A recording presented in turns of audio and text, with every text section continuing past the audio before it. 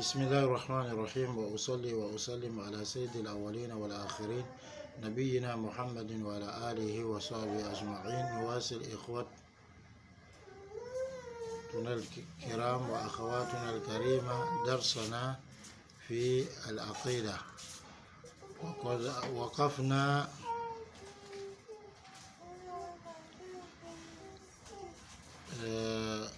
في السبب الثاني من أسباب الانحراف عن العقيدة،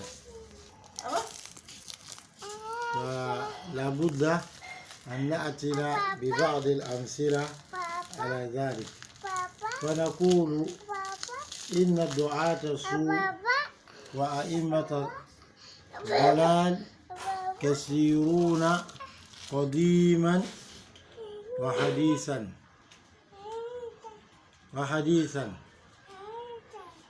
أما قديما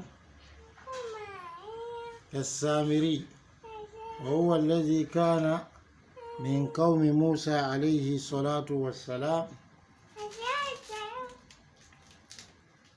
ودل الناس إلى عبادة البقرة.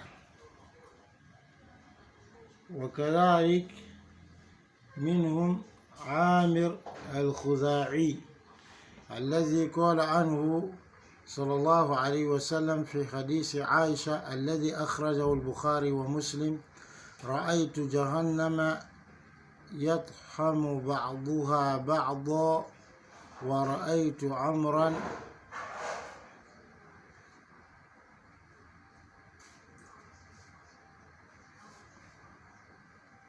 يخرج أي شيء أمعاءه، وهو أول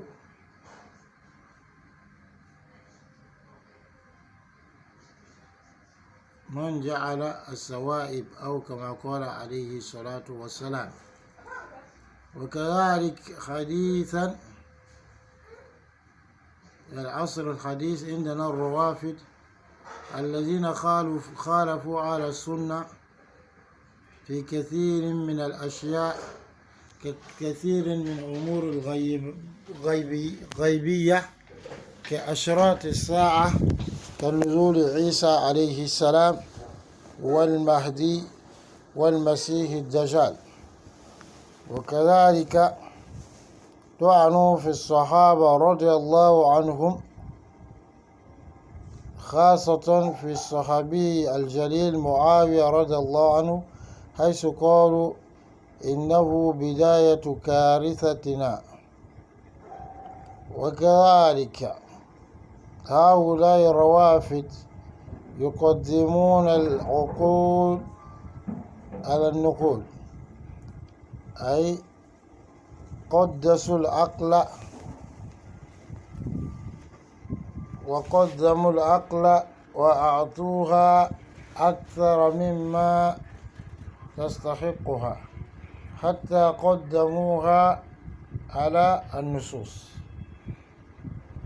Alhamdulillah, nous continuons notre cours de Aqidah, notre cours de dogme, et nous sommes arrivés à présent dans le deuxième chapitre, c'est-à-dire se détourner et dévier de la voie du dogme authentique, et aussi des moyens pour pouvoir soigner cette déviation. Et nous avons parlé dans la première leçon. La première leçon consiste à parler des causes qui amènent les gens à dévier de la voie de la droiture, à dévier, disons, de la voie du dogme authentique. Et nous avons cité beaucoup de causes. Parmi ces causes, le fait de ne pas connaître le dogme authentique, ne pas l'apprendre, ni l'enseigner, ni même prendre ça en considération. Nous devons citer aussi les mauvais prêcheurs et les savants de l'égarement. Et parmi ces mauvais prêcheurs et ces savants de l'égarement, il faut comprendre que ces mauvais prêcheurs et ces savants de l'égarement dont on parle, surtout les guides égareurs, il y a parmi eux les mauvais savants, il y a parmi eux Alors, les grands adorateurs, mais qui sont dans l'innovation, parce que les gens seront flattés par leur grande adoration, alors qu'ils sont dans l'innovation. Donc, ils vont en quelque sorte appeler à l'innovation avec leurs actions. Il y a les guides injustes, qui sont injustes envers ceux qui gouvernent, mais qui s'en foutent des lois d'Allah subhanahu wa ta'ala. Maintenant, nous parlons de certains savants de l'égarement et de certains mauvais prêcheurs qui, eux, n'ont cessé d'influencer les gens et d'être un obstacle entre eux et la voie d'Allah qui est la voie de la droiture. Et ceux dans le temps passé comme dans le temps présent. Parmi ceux du temps présent, il y a alors As-Samiri, qui est un homme parmi les Bani Israël, qui était au temps de Moussa alayhi salam, qui lui adorait une vache, mais qui a fait un veau en or et qui, à cause du vent qui rentrait dans ce veau, donc le veau faisait un cri. Il a dit qu'il a été élevé, c'est un enfant bâtard, donc qui a été élevé par Jibril alayhi salam.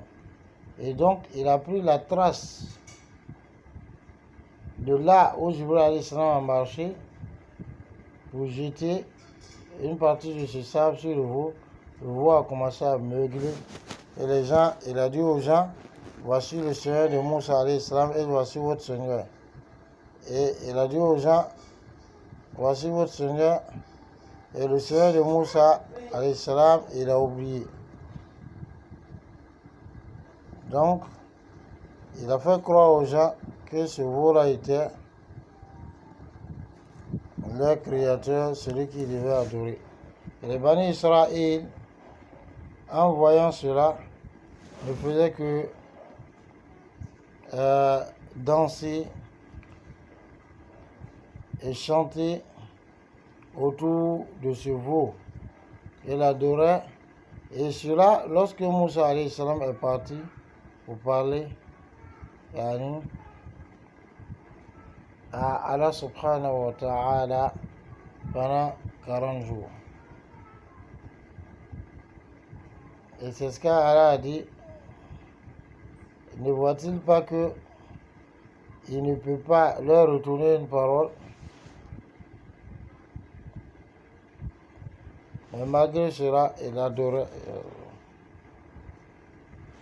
Et c'est ce qu'Allah a dit. فَقَبَضْتُ قَبْضَةً مِنْ أَثَرِ الرَّسُولِ فَمَنْ نَبَذْتُهَا فَكَذَلِكَ سَوَّلَتْ لِي نَفْسِي. Il dit, j'ai pris une poignée de la trace, de là où l'ange a marché, et mon âme m'a suggéré cela.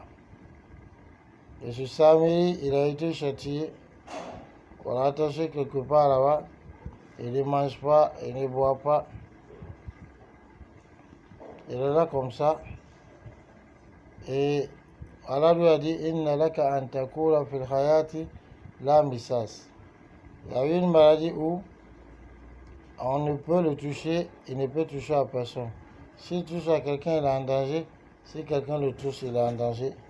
Comme cela a été dit. Et donc, voilà comment il a été châtié. Et parmi ceux-là aussi, ces mauvais prêcheurs, il y a Amir al-Khuzai, celui que Rasul a dit, sallallahu alayhi wa sallam, que lui, il a vu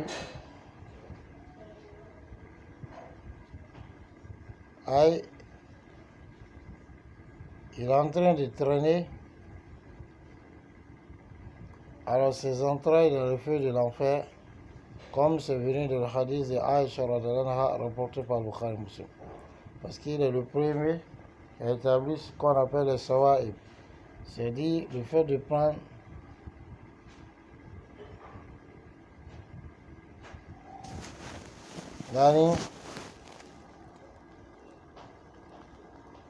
Un chameau comme ça, il est là, c'est comme si il n'appartient à personne. Il va où il veut. On ne peut l'empêcher ni de boire, ni de manger. Et ça, par respect d'un vœu ou bien d'un pacte qu'ils ont pris avec leur divinité. Donc à cause de cela, qu'il a fait, il est le premier qui a institué, donc voilà son châtiment. Et dans nos temps-ci, on a des gens qui sont des appeleurs vers l'égarement, des mauvais prêcheurs tels que les rois Hafid, qui eux contrarient les gens de la Sunna dans beaucoup de leurs fondements. Parce qu'ils ne croient pas en beaucoup d'hadiths authentiques sur des questions liées à l'invisible, tels que les signes de la fin de Dunya, la descente de Isa alayhi salam, la descente de Al-Mahdi, le Dajjal. Et Al-Mahdi, on le sait, Rasulullah sallallahu alayhi wa sallam a parlé de lui. C'est un homme de la famille de Rasulullah sallallahu alayhi wa sallam, précisément de Fatima radhiyallahu anha. Et celui-là, il va venir. Rasulullah a dit sallallahu alayhi wa sallam, Allah subhanahu wa ta'ala va le réformer en une seule nuit. Donc accepter, se repentir, l'enseigner, lui donner la compréhension, alors qu'il n'avait rien de tout cela. Et les gens vont lui prêter serment.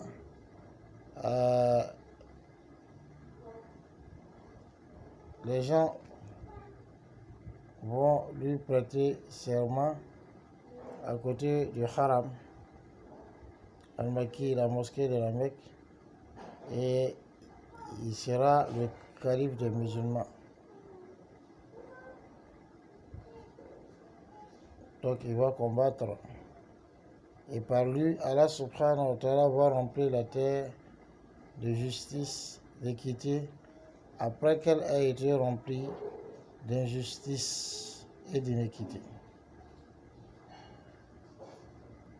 Et les Rawafid, eux, ils disent que le Mahdi, les diara, ils attendent.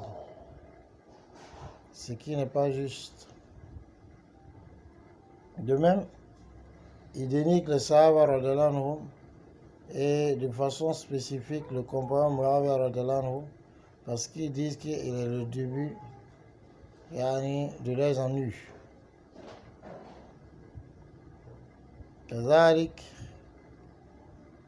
Alors, ceux-là donnent la priorité à leurs raisons sur les textes. Ils ont sanctifié les raisons, ils ont élevé la raison à un tel point qu'ils lui ont fait dépasser la limite qui lui convient. Et donc, ils refutent les textes pour leurs raisons. Ils donnent la priorité à leurs raisons sur les textes. Et ça, c'est de l'égarement, car Allah nous en préserve. Donc voilà pourquoi on doit faire attention à ce genre de personnes. Nous-mêmes, ne pas se laisser piéger par eux, mais mettre aussi les musulmans en garde contre cela. Car nous accorde la bonne compréhension. Assalamu alaikum wa rahmatullah.